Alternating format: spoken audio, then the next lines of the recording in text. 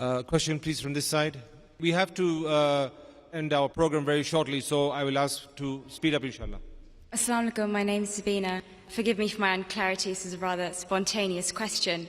I have a friend, she's an atheist, and on our endless debates on the existence of God and all that we talk about, she has two claims, she makes two claims.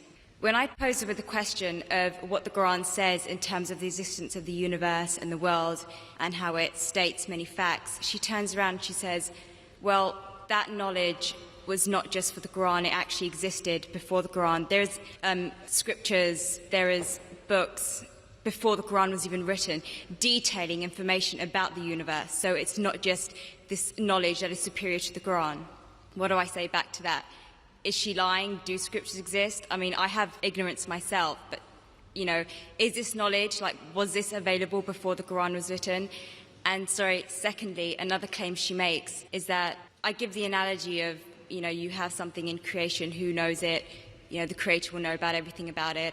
And I talk about, if there is no God, how can we possibly exist if you keep on going further and further and further and back? There's no end, and if there's no end, how do we exist? But then she says, well, from a religious point of view, you say, well, God is the end. Well, I say as an atheist, who says God is the end? Who created God? That's my question. Thank you. Sister has posed two questions which are again common. The first question is that all the things mentioned in the Quran were already present before. So what's new? It's present in other scriptures and other books, etc. That's the first question. The second question is, who created God? As far as the first question is concerned, I do agree that certain things were present in time before the Quran, but they were not called as established facts. They were not called as established facts. For example, the thing I quoted, that the sun, previously people thought that the sun rotating. There are certain things which were there in the Greek history and the philosophical history. But for example, when the Quran speaks about the spherical shape of the earth, these Greeks, they believed that the earth was spherical, but no one believed in them. So certain facts, not all, a small percentage, what the science has come to know today and what Quran mentions, were told by people previously, but they failed to realize that the same Greeks mentioned 100 other things which were unscientific. The same Greek even mentioned that the earth was center of the universe, which is totally wrong. So imagine if 100 points are mentioned and Muhammad Sallallahu Alaihi Wasallam picks up one which is correct. That's also not possible. So I do agree with you, sister, that certain things were mentioned before science established as a fact today. But these things weren't established that time. And to say that out of the 100 false things they mention, if one thing is right, to pick up the one correct thing is again also not possible. Once it's possible, but not thousands of times, sister. Because only a person who is, even a scientist cannot do that. Only the Creator himself can do, and that's Allah subhanahu wa ta'ala. So I do agree with you, but that portion which has been mentioned earlier in earlier scriptures and other philosophical books is a small portion, but that too, along with that portion, there are other things which aren't scientific mixed with that.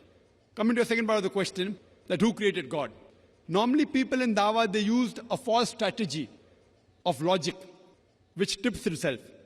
Most of the people, when they try to prove the existence of Allah subhanahu wa ta'ala, they say that everything has a creator. For example, who created this book? How did the book come into existence? Somebody created it. Who created it? And they go back. Where did you come into existence? Who created you? Your father. Who created your father? The grandfather. And then goes to God. Who created this microphone? Created the factory. Who created the factory? And then they try and prove who created the sun? God. Who created the moon?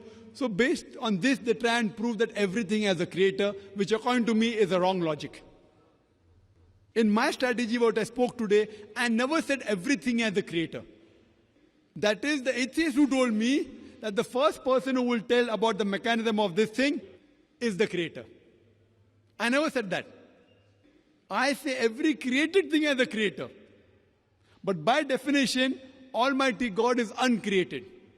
It is like there's a person, suppose my friend, he comes and tells me that my brother John was admitted in the hospital. He gave birth to a baby. Was it a girl or a boy? Can you guess, sister? Was it a girl or a boy? Brother John gave birth to a baby. Was it a girl or a boy? Brother John was admitted to the hospital. He gave birth to a baby. Was it a girl or a boy? Can you guess? You can't guess. Can anyone guess? How can a man have a baby? So to ask the question, he gave birth to a baby, was it a girl or a boy, is illogical. The same thing, the definition of Allah is uncreated. The moment you say who created Allah, he ceases to be Allah. Therefore, the definition of God is uncreated. Therefore, Almighty God has got no creator, if He is a true Almighty God. Hope that answers the question.